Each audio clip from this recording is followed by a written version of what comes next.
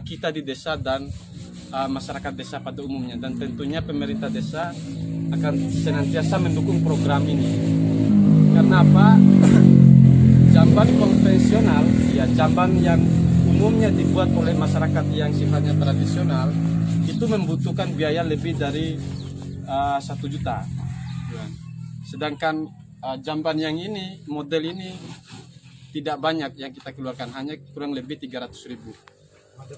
Ya. Sehingga harapannya kepada masyarakat desa Kuta maupun masyarakat desa-desa yang lainnya yang ada di Kabupaten Bima, bahwa kewajiban kita sebagai masyarakat tentunya harus menjaga kesehatan lingkungan kita, terutama jangan sampai membuang